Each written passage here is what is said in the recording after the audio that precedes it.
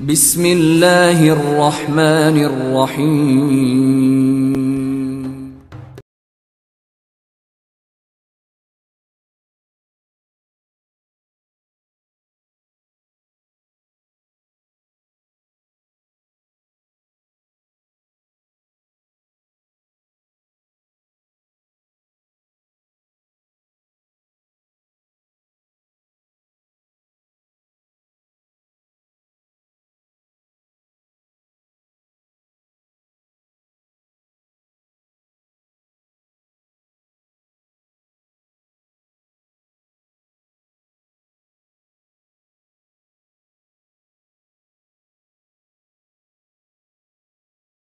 والسلام على المرسلين والحمد لله رب العالمين. الفاتحة.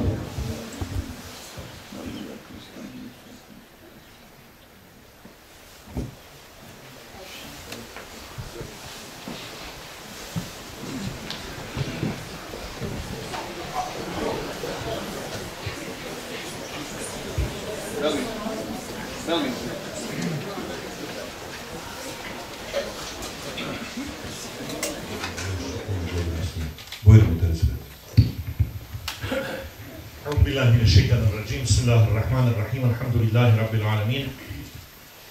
Wassalatu wassalamu ala rasulina wa nabiyina Muhammadin wa ala alihi wa ashabihi wa sallam. Assalamu alaikum wa rahmatullahi wa barakatuh. Hvala Lušanu gospodar svjetova, salavat i selam na imama svih poslanika Muhammeda sallallahu alaihi wa sallam, selam njegovu časnu porodicu, njegove ashabe, selam na šehide Bosne i Hercegovine, sve šehide umeta poslanika sallallahu alaihi wa sallam i na sve one koji slijede put Islama sve do sudnjega dana. Hvala uzvišenom gospodaru koji nas je učinio pripadnicima umeta poslanika sallallahu alaihi wa sallam, koji se natječemo u dobru, izvršavamo njegove naredbe, čuvamo se njegovih zabrana i sumnjivih stvari i trudimo se da postignemo vrhunac dženneta, to je Firdaus. Zahvaljujem se glavnom imamu Džemalu Efendi Šadiću, glavnom imamu Međunarodne islamske zajednice Čelić, predsjedniku Međunarodne islamske zajednice, vrijednom vašem imamu, ujedno našem domaćinu, na pozivu, a posebno vama koji ste odvojili vrijeme i došli da se družimo i da nešto, inša Allah, naučimo. Moram se zahvaliti posebno mome Mahiru, jer Mahir je u stvari prvi mene pozvao, pa smo onda to kroz institucije proveli i hoću njemu da se posebno zahvalim. Izvinjavam se što sjedim, jer inače vazim stojeći, ali jučer sam bio na jednom pregledu, imam ozbiljnu upalu noge, odnosno trombozu koja mi je zahvatila, u stvari potpuno mi zahvatila nogu u bolnici i nisam htio da ostanem kući zbog toga što sam noćas imao obavezu da dođem ovdje, bez obzira što bi moj doktor koji me vodi vjerovatno da zna da sam došao ovdje u Koraj, da bi se naljutio na mene, a inače mi je govorio ovih zadnjih 7 godina, pošto imam određenih problema sa embolijom i sa trombom, stalno mi govori da sam neodgovoran pacijent. Drago mi je što sam ovdje zajedno s vama u ovom vrijednom džematu u kojem je kroz historiju bilo velike uleme, odnosno velikih ljudi, i vi ovdje na ovom komadu naše domovine Bosne i Hercegovine snažnije svjedočite svoju vjeru nego mi u federaciji, jer ovdje ovaj prostor pripada nažalost manjem BH entitetu gdje su Bošnjaci ipak građani drugoga reda.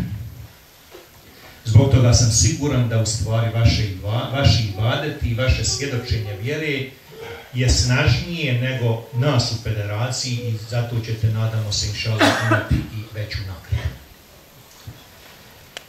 Podsjećam sebe i vas na kuranske ajete od 133. do 136. ajeta sure Al Imran, 3. kuranske sure, bila Vesariu ila magfiratin min rabbikum wa jannatin arduha as-samawati wal ardu uiddat lil muttaqin الذين ينفقون في السراء والضراء والكاظمين الغيظ والعافين عن الناس والله يحب المحسنين وَالَّذِينَ إِذَا فَعَلُوا فَاحِشَةً أَوْ ظَلَمُوا أَنفُسَهُمْ ذَكَرُوا اللَّهَ فَاسْتَغْفَرُوا لِذُنُوبِهِمْ وَمَنْ يَغْفِرُ الذُّنُوبَ إِلَّا اللَّهُ وَلَمْ يُصِرُّوا عَلَى مَا فَعَلُوا وَهُمْ يَعْلَمُونَ أُولَئِكَ جَزَاؤُهُم مَغْفِرَةٌ مِّن رَّبِّهِمْ وَجَنَّاتٌ تَجْرِي مِن تَحْتِهَا الْأَنْهَارُ خَالِدِينَ فِيهَا وَنِعْمَ أَجْرُ الْمُؤْمِنِينَ. I požurite oprostu vašeg gospodara i džennetu čija širina je kao nebesa i zemlja, koji su pripremljeni za bogobojazni, za mutakije. To su oni koji dijele svoje imetke u ime gospodara svjetova onda kada su u blagostanju i kada su. I to su oni koji savladavaju svoju srdbu i koji praštaju drugim ljudima. Uistinu Allah voli one koji čine dobra djela. I to su oni koji kada učine neki grijeh ili se ogriješe prema sebi, spomenu Allaha i traže od njega oprosta, a ko je taj ko će oprostiti ako neće Allah? I to su oni koji nakon toga ne ustraju u svome griješenju, svjesni težine grijeha.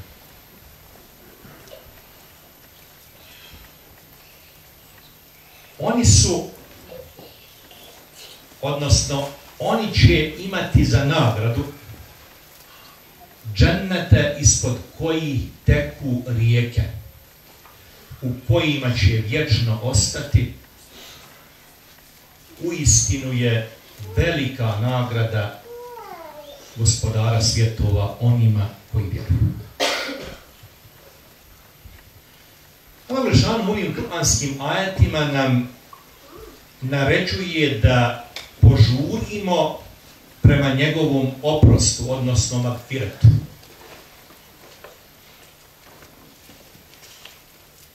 I samim time da požurimo džennetu čija širina je kao nebesa i zemlja. A poslanik sallallahu alejhi ve sellem nas u hadisu uči i kaže da niko od nas neće ući u džennet zaslugom svojih djela. Pa je neko od ashaba upitao: vela ente ja Rasulallah, zar niti Allahu poslaniče? A on odgovori: vela ene illa en yetagammedani Allahu bi rahmeti. Nija, osim ako me moj gospodar ne bude počastio, odnosno ogrnuo svojom milošću. Pa dalje poslanik sallallahu alejhi ve sellem kaže: doći će pobožan čovjek na sudnji dan, pa će biti rečeno, gospodar svjetova će da kaže: uvedite ovoga moga roba mojom milošću u džennet. Pa će se on pobuniti i kazati gospodaru svjetova: zar ja nisam zaslužio džennet? Zar ja nisam robovao tebi? Zar nisam izvršavao tvoje naredbe i čuvao se tvojih zabrana? Nadao se tvojoj milosti.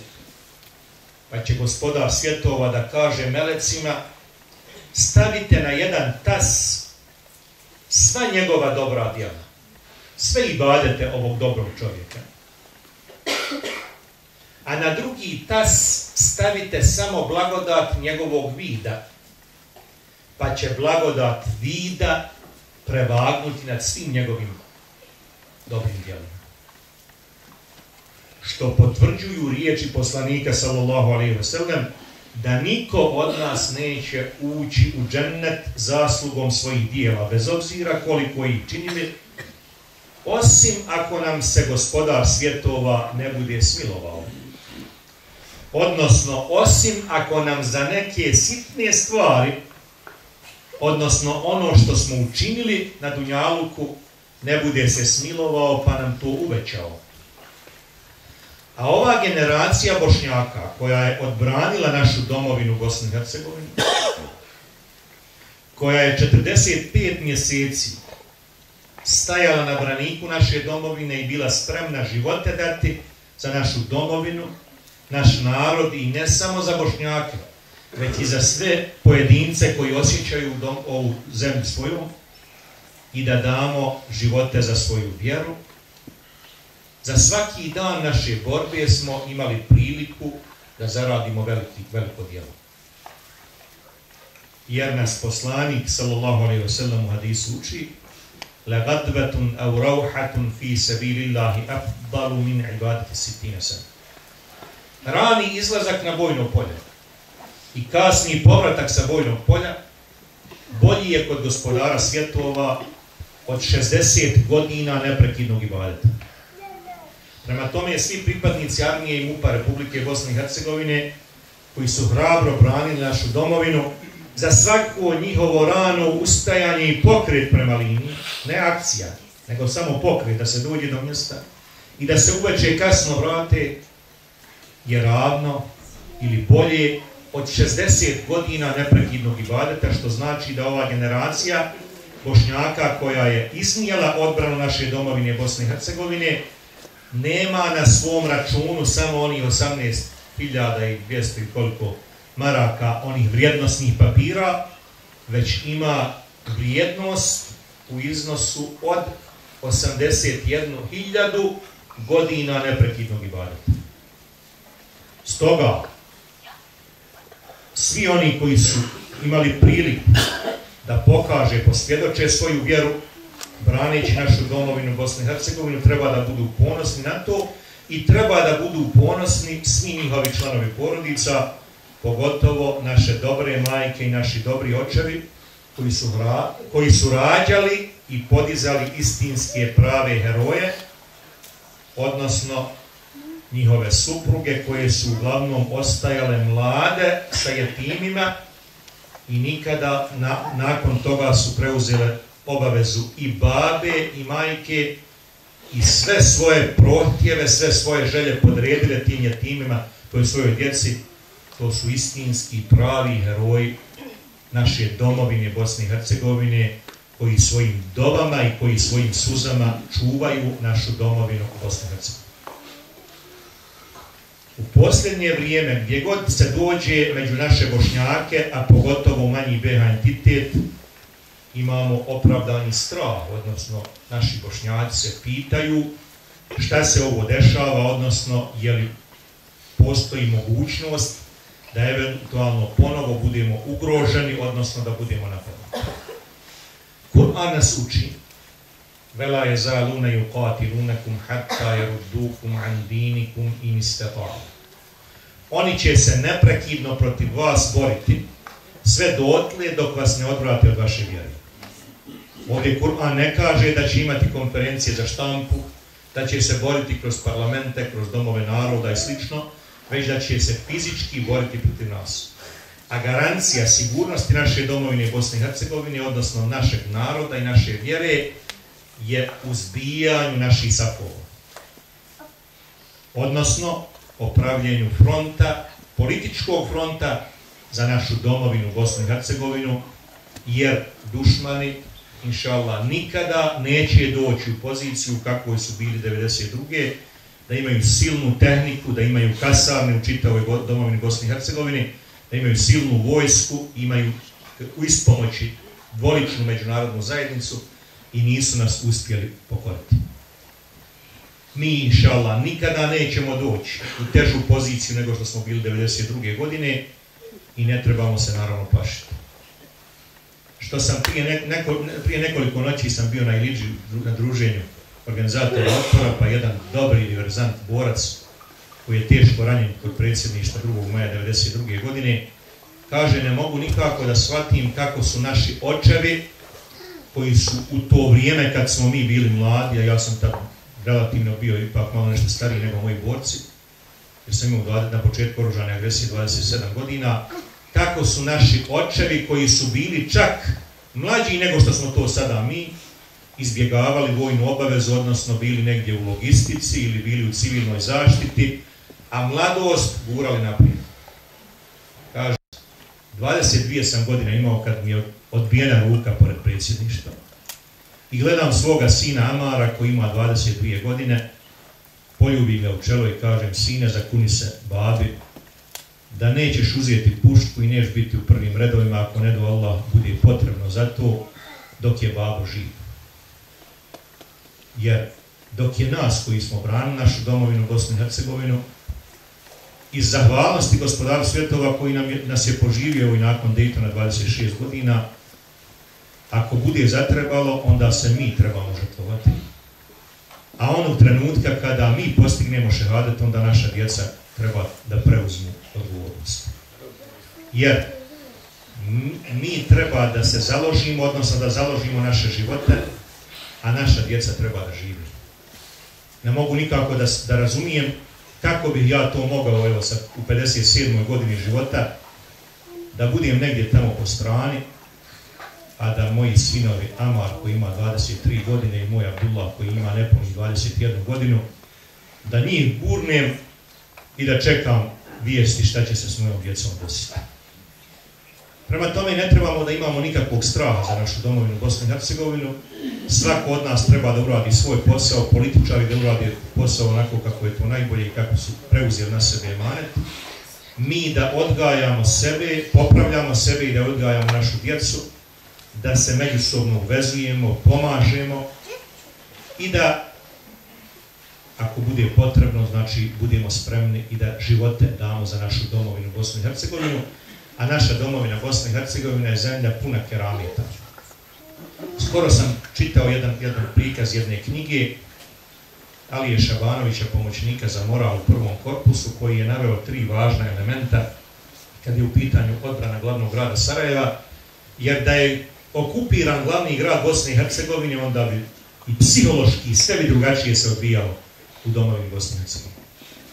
Navodi 3 vrlo važna elementa. U periodu 1983. do 1986. godina 30 generala, najstručnijih vojnih lica u generalštabu u Beogradu pravi studiju pune 3 godine, od 1983. do 1986. koliko glavni grad Bosne i Hercegovine može izdržati, koliko Sarajevo može izdržati pod opsadom. Kakve li slučajnosti da baš pravi studiju na Sarajevu, zbog čega nisu pravili studiju na Beogradu, na Zagrebu, Ljubljani, Podgorici ili Titogradu ili Skoplju, nego baš na Sarajevu. Njihov zaključak je bio da glavni grad Bosne i Hercegovine ne može pod opsadom izdržati duže od 2 mjeseca, 60 dana. Jer je nemoguće da se opstane u potpunom okruženju, bez hrane, bez vode, bez logistike. A onda iste godine velika vježba pod kodnim opet oko grada Sarajeva, kopaju se rovovi prije na 6 godina nego što je započela oružana agresija na našu domovinu, Bosnu i Hercegovinu. Uzimaju se tačno precizni koordinati na glavne tačke u gradu. Pravi se planovi kako da se presječe grad, odnosno kako da se okupaju. A onda krajem 1991. godine iz magacina teritorijalne odbrane je odlučeno 230.000 pušaka, dugi cijevi, i onda je došlo do oružane agresije na Republiku Bosnu i Hercegovinu i heroji glavnog grada su odbranili grad Sarajevo i ne samo to. Tamo gdje su uspostavili linije, nigdje više neprijatelj nije mogao da pomjeri ni 1 metra, osim tamo gdje je HVO izdao na Otesu, ali je zato oslobođen značajna teritorija kad je u pitanju Šuč i sinoć smo bili na obilježavanju, odnosno na akademiji, jer smo se sjetili 52 šehida koji su 38 dana odbrane, odnosno oslobađanja i odbrane Rise, odnosno Žuči, postigli šehadet. Zbog toga možemo da kažemo da je odbrana glavnog grada Bosne i Hercegovine i odbrana naše domovine Bosne i Hercegovine, da je puna kerameta, da je to keramet. Mi smo od sebe dali onoliko koliko smo mogli, a gospodar svjetova je poslao vojsku meleka koji su nam pomagali, a mi nismo vidjeli, odnosno osjetili smo izravnu pomoć gospodara svjetova koji je ulio strah u njihova srca. Zbog toga sa velikim poštovanjem moramo da govorimo o naših 36 šehida ovdje iz ovog džemata, ali i 37.000 pripadnika MUP-a i Armije Republike Bosne i Hercegovine, i uvijek ističem to, kad govorimo o Armiji Republike Bosne i Hercegovine, nikad ne zaboravim spomenuti MUP, jer je i MUP zajedno sa Armijom Republike Bosne i Hercegovine, to su bile dvije jedine legitimne formacije u odbrani naše domovine Bosne i Hercegovine, i ti 37.000 šehida su svoje živote utkali u temelje naše domovine Bosne i Hercegovine. Ističem također jednu činjenicu, a to je da je Foča, grad Foča, procentualno u odnosu na broj stanovništva i broj mobilisanih ljudi, da je Foča najveća armije i MUP-a među šehidima. Imamo 2000 Fočaka koji su postigli šehadet. To je častan, hrabar, odvažan narod koji je okusio gorčinu svih onih genocida koji su prošli. I nije to nimalo slučajno da u posljednjih nekoliko godina zbijamo šale na račun Fočaka. Prije 7-8 godina nisam uopće mogao da čujem da neko išta ružno kaže na Fočaka. Ljudi su se ismijavali s nekim drugim našim Bošnjacima iz drugih mjesta. Siguran sam da je to u stvar strategija neprijatelja. Da hoće tamo gdje smo najranjiviji, gdje smo najosjetljiviji, tamo gdje bi trebali da budemo najponosniji, da ističemo Fočake kao pozitivan primjer gdje je u jednom danu, kad je bila velika četnička ofanziva na Trnovo i na Igman, na Proskoku, posljednja jedinica koja je ostala da brani Igman, da brani Proskok, su bili Fočaci. U jednom danu je 27 Fočaka postiglo šehadet. Ali nisu dali da neprijatelj ide dalje. Tu je komandant bataljona Dževad Hanjalić postigao šehadet. Zadnje riječi su mu bile: braćo, naprijed, nema povlačenja, i poljubite mi moga sina, koji mu je tad imao 2 godine. Prema tome, od sad, kad vam neko pošalje neku šalu o Fočacima ili vam ispriča nešto, kažete da to nije istina, da je to podvala, jer hoće dušmani da nas vrijeđaju tamo gdje bi trebali da budemo najosjetljiviji, odnosno ne smijemo da zbijamo šale jedni s drugim. Poslanik sallallahu alejhi ve sellem nas u hadisu uči, a hadis prenosi Ebu Umame al-Bahili radijallahu anhu: ana za'imun bi bejtin fi rabadil džanna limen tereka al-mira'a wa in kana muhiqqa. Ja garantujem džennet, odnosno garantujem dvorac na kraju dženneta onome ko ostavi raspravu s nekim, makar bio u pravu. Ve bi bejtin fi vasatil dženna limen tereka al-kadiba wa in kana maziha. I garantujem dvorac u sred dženneta onome ko se prođe laži, makar se šalio. Jer mi kao vjernici ne smijemo da lažemo.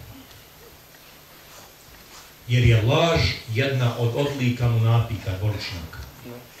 Čiji poslanik sallallahu alejhi ve sellem garantuje dvorac u sredini dženneta onome ko ostavi laž, makar to bilo u šalu. Ve bi bejtin fi a'la al-dženna liman hasuna huluqa. I garantujem džennet, odnosno dvorac na vrh dženneta onome ko bude lijepog ponašanja, odnosno onome ko bude lijepog ahlaka, onome ko lijepo ophodi prema svojim članovima porodice, koji vodi o njima brigu i koji je svjestan da su naše supruge nam date kao emanet, jer ćemo za njih biti pitani. Koji će biti lijepog ponašanja prema svojoj djeci i koji će se brinuti da svoju djecu odgoji u islamu. koji će voditi računa jesu li djeca klanjala, jesu obavila namaz. Ali da bi djeca obavila namaz, moramo ga i mi obaviti. Da djecu učimo da je centralno mjesto u našem mjestu stanovanja u džematu, da je to džamija. Jer da je džamija važnija od naših vlastitih kuća. Jer se u džamiji odgajaju muslimani. Naši očevi su mogli, zbog toga što su bili domaćini, mogli su da povedu koga hoće u koja god doba hoće. I naše majke, naše nene nikada nisu smjele, niti su mogle, niti su pomislile da iskažu bilo kakvo negodovanje kad bi se pomolio musafir. Ne znam da li ima iko ovdje od vas koji je bio spreman noćas da kaže da je na njegovoj adresi stanovanja, bez obzira kolike kuće imali, da je noćas tamo mevlud i da će biti predavanje. I da su vaša vrata otvorena svima. Siguran sam da to nijedan muškarac od vas ne smije dogoditi. Bez prethodne saglasnosti vaših hanuma, vjerovatno tu ne bi bilo saglasnosti. I ako bi vaše hanume možda to i prihvatile, vaša djeca, vaš unučad, vaše snahe, to ne bi sigurno. Prema tome, ovdje u ovoj džamiji, noćas u ovoj džamiji, koja ima svoju historijsku vrijednost, smo se okupili u broju koliko smo i moglo i još ljudi da dođe ovdje. I niko nikoga nije tamo kod vrata pitao otkud ti, zbog čega si došao. Jer je ovo mjesto gdje treba da se odgajamo. E sad, ne bi baš rekao da se nešto gurate ovdje u ovoj džamiji. Bar po ovoj prostirci ovdje, vidim da je prilično nova. I gotovo da sam siguran da će vas nadživiti. Jer ne znam koliko vas budi na sabahu, koliko budi na kojem vaktu, ali ne bih rekao, bar niste izlizali čak ni ovaj prvi sat.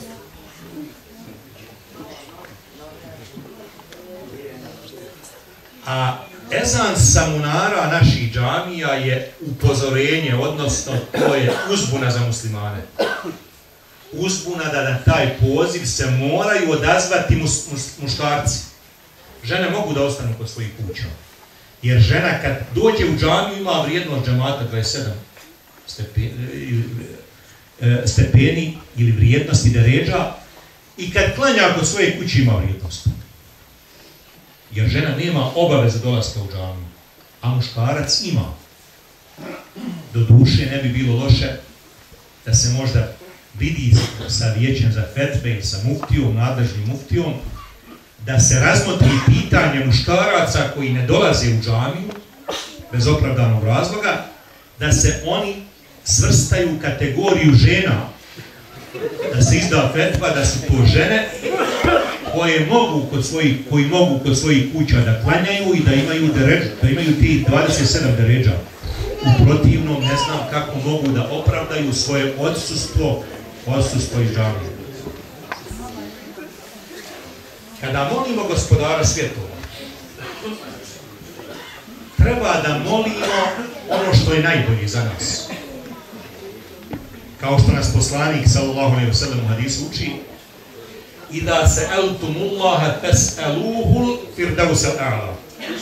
Kad tražite nešto od Gospodara svjetova,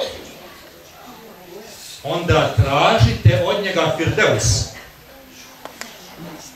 Da bi tražili firdeus od Gospodara svjetova, moramo da radimo, da činimo dobra djela.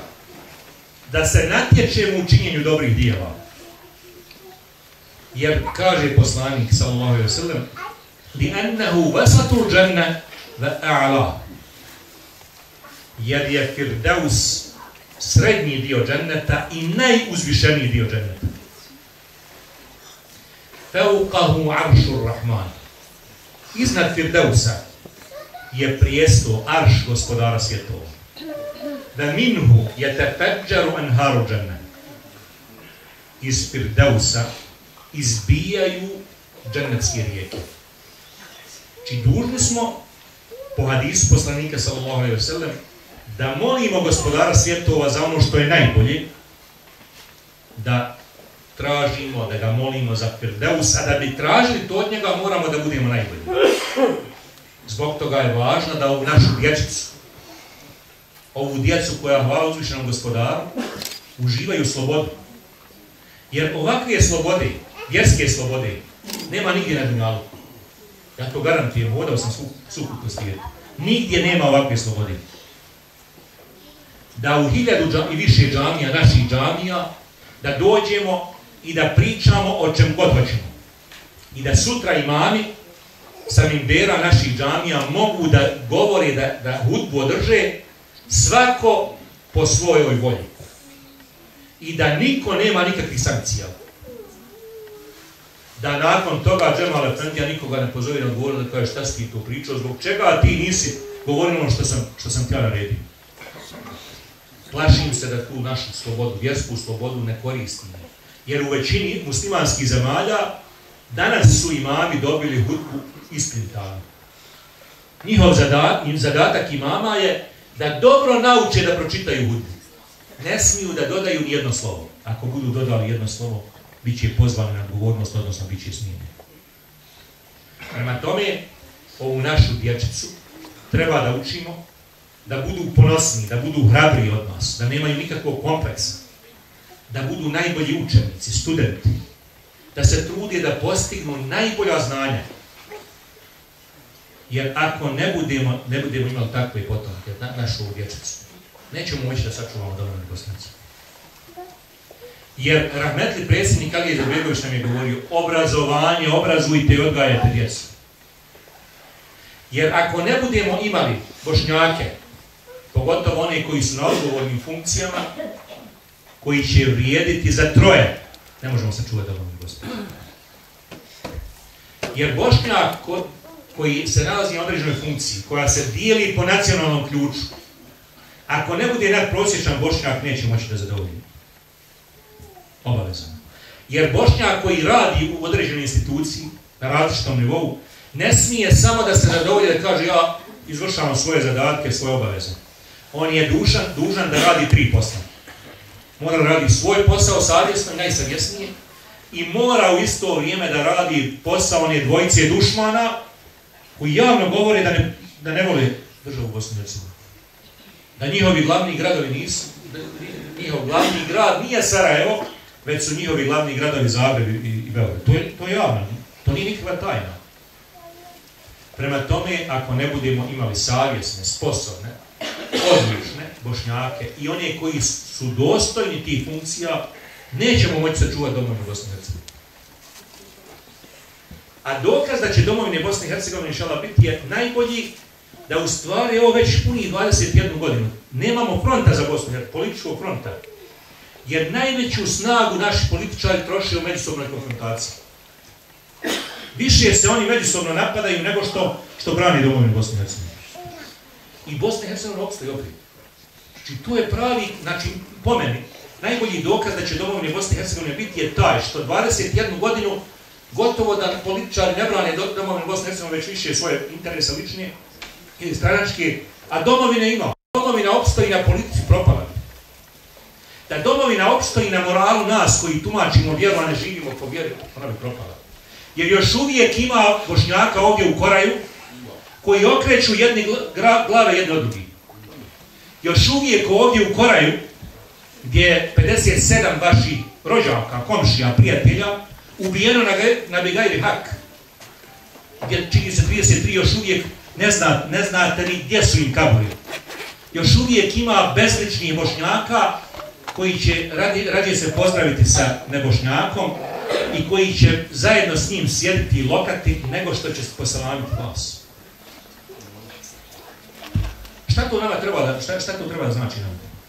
Da domovina Bosne i Hercegovine opstoji na ekonomskoj moći Bošnjaka, pojedini kapitalista koji se hvale koliku su dobit imali na kraju godine, koliko miliona su dobili, zaradili načisto, a svoje radnike tretiraju isto kao roblje i tjeraju ih, oni ih tjeraju da idu iz Bosne i Hercegovine. Domovina bi propala. Pa kako opstoji domovina Bosne i Hercegovine? To je pravi keramet. Jer, kažemo, Srbi i Hrvati hoće da se ocijepi, hoće da podijeli Bosnu i Hercegovinu. Srbi hoće Republiku Srpsku da pripoje Srbiji. Hrvati hoće treći entitet. Nam to javno govore, nije to nikakva tajna. Mi kažemo da hoćemo Bosnu i Hercegovinu. Hajte mi nabrojite Bošnjake koji neće prevariti državu ako budu u prilici. Da vidim, ima takvih Bošnjaka. Rijetki su oni Bošnjaci koji neće prevariti državu kad god mogu. I varamo je, gdje god se može, gdje god ima ikakva neka rupa u zakonu i to, bez ikakvih problema. I sve kažemo, to je spasi jabuka i krušta ko što miriše kod nas. I od nas one žilice ponekad dohvate tamo poneku kap šehidske krvi pa se uzmiriše i to oči. Ova domovina Bosna i Hercegovina opstoji zbog toga što još uvijek imamo ovi naši očeva i majki, naši nena i naši deda, ili kako mi žepljaci kažemo džeda, i dobrih, čestitih supruga šehida koji svojim suzama i svojim dovama čuvaju Bosnu i Hercegovinu. Često navedem primjer jednog mog dobrog hadžije Osmana Korića, babe šehida Rasima Korića koji je postigao šehadet u diverzanskoj izviljačkoj u Četinu Devs. Izvlačeći svoga saborca Muzafera Nuhanovića. Komandir voda, istinski pravi heroj s konjicom. Njegov babo Osman ima 90 godina. Hadžija Osman Korić. Ima ona primanja kao šehidska porodica. Nikada nisam čuo da je nešto kazao ružno na komšiju, na prijatelja, na džematliju, na imama, na bilo šta u državi. I došao mi je prije 3 godine u rano proljeće. Ured za hadži donio mi potvrdu. Kaže, evo, uplatio sam kurban za Bosnu. Uplatio sam kurban. Kažem, kakav kurban? Hadži ima još do kurban Bajrama, nije se odredila cijena. Ja sam nije odredio cijenu. Nema još.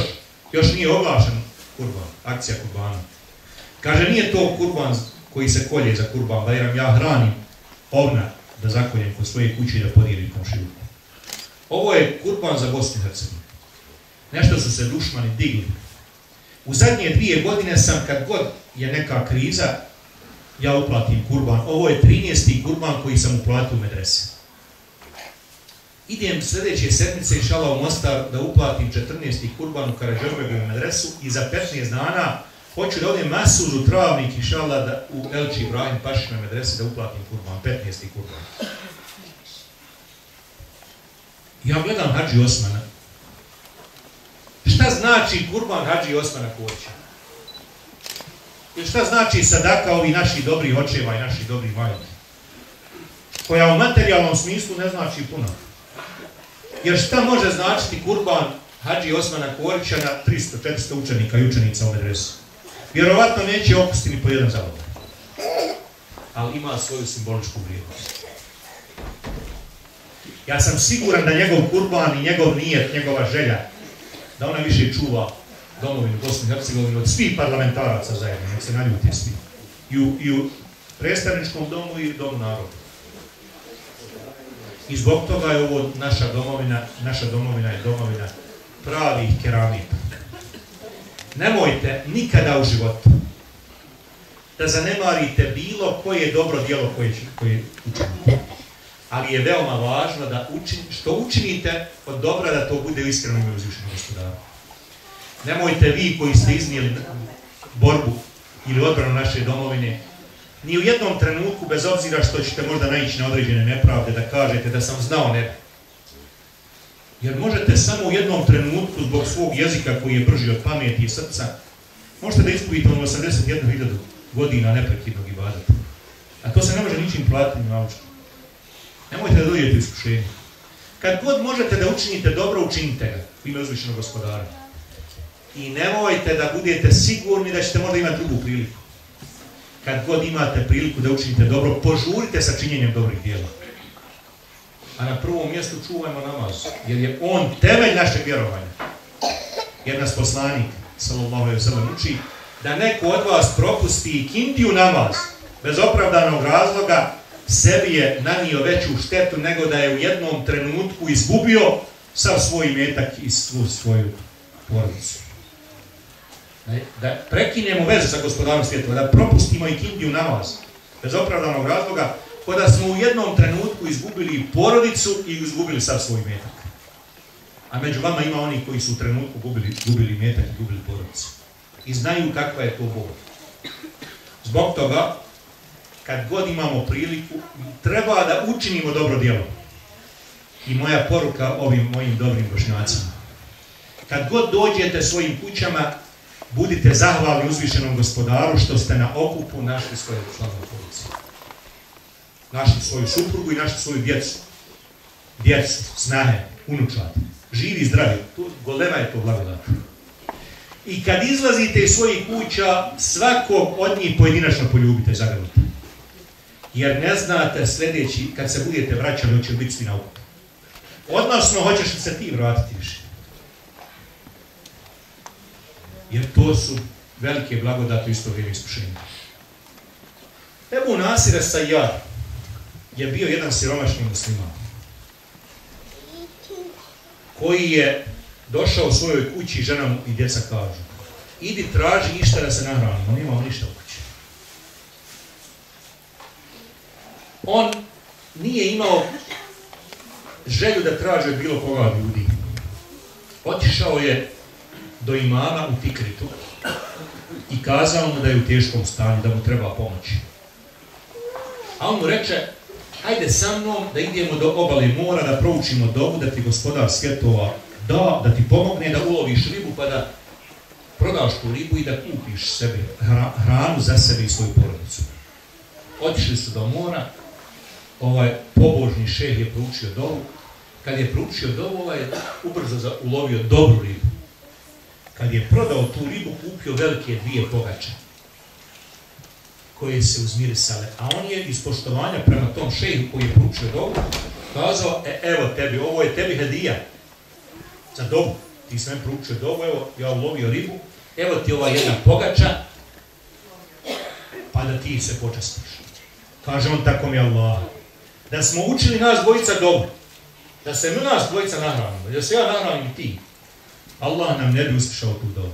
Učili smo dovu za tvoju porodicu, uzmi ti je pogače i nosi svojoj čeljadi.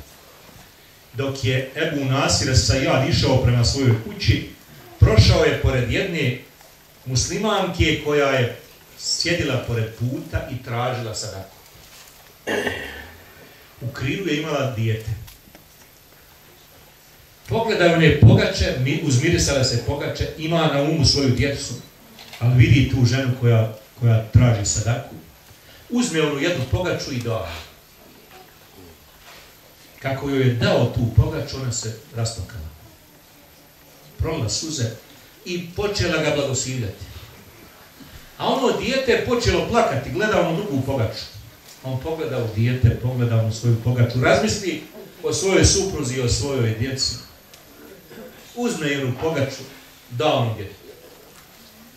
Svjestan da Gospodar svjetova daje opskrbu.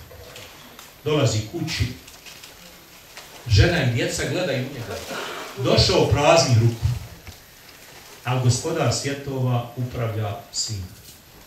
U tom trenutku, prije nego što je sjeo u svojoj kući, čuje glas Ebu Nasira es-Sajjad, Ebu Nasira es-Sajjada, ovdje izađe on pred kuću, vidi jednog čovjeka, pita: što ti treba, Ebu Nasir? Kaže: jesi ti Ebu Nasir? Kaže: jesam. Tvoj babo je prije 20 godina imao trgovinu sa mojim babom. I tvoj udio tvoga babe se uvećavao u međuvremenu, ja tebe tražim 20 godina. I hvala Allah da sam te našao, donio sam 30.000 zlatnih dirhema. Ovo je zarada tvoga babe ovih 20 godina. On se obradovao, podmirio odmah porodicu, potrebe, podmirio sve, pokrenuo trgovinu i za kratko vrijeme se obogatio. Bio je toliko bogat, Allah mu dao toliko bogatstvo, da bi svaki dan dijelio po 1000 dirhema i dao, kao sadaku. Imao toliko bogatstva. A neki dan čitam, kaže, jednog bogataša muslimana pitali: otkud ti toliko bogatstvo? Pa on kaže: natjecao sam se sa Allahom. Kaže: stakfirullah, gdje ćeš se ti natjecati sa Allahom? Allah sve pripada. Kaže, meni Allah da, ja dam drugom. Meni Allah da, ja dam drugom. Meni Allah da, ja dam. I nisam mogao više se takmičiti sa gospodarom. Toliko mi je dao da više ne znam više. Što više dajem, sve mi gospodar svjetova više daje. To ovi ljudi koji se bave biznisom, on to znaju. To se ne može matematički nikako. To se ne uči na fakultetima. To se živi u praktičnom životu. Svaki dan Ebu Nasira Sajjad dijeli po 1000 dirhema. I nakon dužeg vremena sanja Ebu Nasira Sajjad da je nastupio sudnji dan. I da prozivaju jednog po jednog, prozivaju da idu da se vagaju dobra djela. I prozovu kar Ebu Nasira Sajjad nek iziđe naprijed. Dođe on do vage, stave njegova dobra djela na jedan tas, na drugi tas loša djela, prevaguše loša djela. Kaže on, a gdje su moji dirhemi, ti 1000 dirhema ja sam dugo vremena, svaki dan po 1000 dirhema sam ja dao, gdje su moji toliki dirhemi? Kaže melek, vidi stoji tvoji dirhema. Svaka ona 1000 dirhema isto ko obični list papira. Ili ko listić, obični list. Kad god si davo sadaku, a volio si malo i da se priča, da se kaže da si to dao.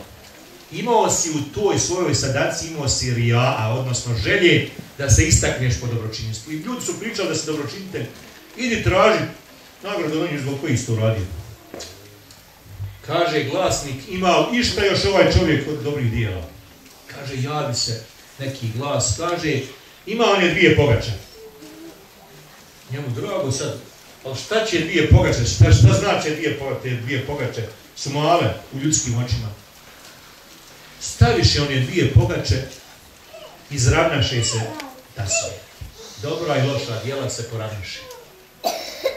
Pa pita opet melek, ima li išta još ovaj čovjek od dobra?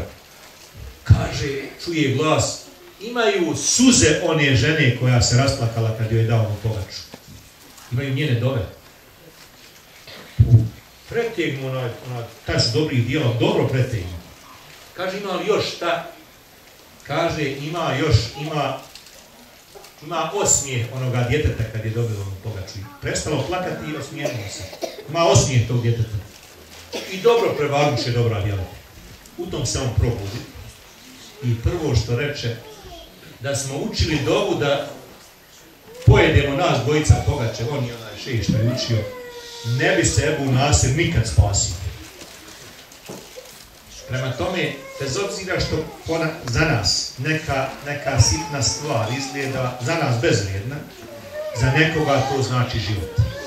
Prema tome, kada god smo u prilici da učimo neko dobro djelo, učinimo ga jer nismo svjesni, ne znamo hoće li nam se pružiti poroditi. Molim uzvišenje gospodara na srpsku republiku Islama, da Allah Žešanu pomogne nam da sačuvamo našu lijepu domovinu Bosnu i Hercegovinu, da Allah Žešanu dušmane, odnosno njihove spletke, vrati njima i da se oni zabave sami sobom.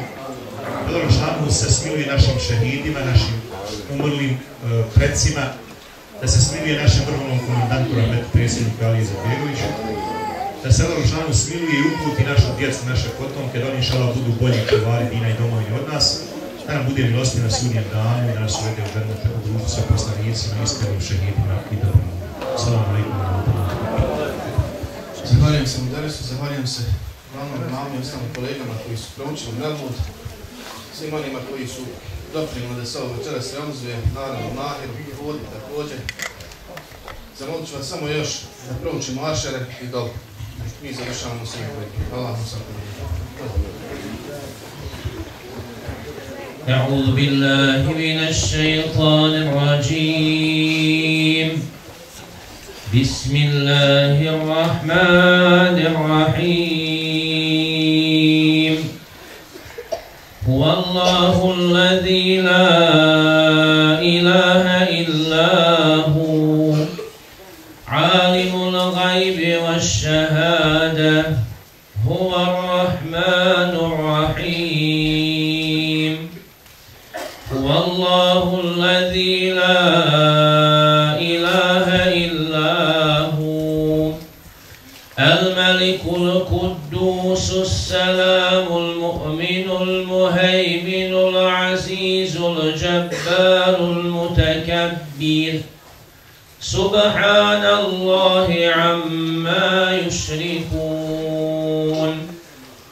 هو الله الخالق البارئ المصور له الأسماء الحسنى يسبح له ما في السماوات والأرض وهو العزيز الحكيم صدق الله العظيم وما أرسلناك إلا رحمة للعالمين. من الشيطان الرجيم بسم الله الرحمن الرحيم الحمد لله رب العالمين والصلاة والسلام على خير خلقه محمد وعلى آله وصحبه أجمعين. ربنا لا تزغ قلوبنا بعد إذ هديتنا وهب لنا من لدنك رحمة إنك أنت الوهاب. ربنا إنك جامع الناس ليوم لا ريب فيه إن الله لا يخلف الميعاد. ربنا إنك من تدخل النار فقد خزيته وما للظالمين من أنصار. ربنا إننا سمعنا مناديا ينادي للإيمان أن آمنوا بربكم فآمنا. ربنا فاغفر لنا ذنوبنا وكفر عنا سيئاتنا وتوفنا مع الأبرار. ربنا وآتنا ما وعدتنا لا نشرك ولا تخزنا يوم القيامة إنك لا تخلف الميعاد. يا محول الحول والأحوال حول حالنا إلى أحسن الحال. اللهم إنك عفو تحب العفو فاعف عنا. ربنا آتنا في الدنيا حسنة وفي الآخرة حسنة وقنا عذاب النار. ربنا اغفر لي ولوالدي وللمؤمنين يوم يقوم الحساب برحمتك يا أرحم الراحمين.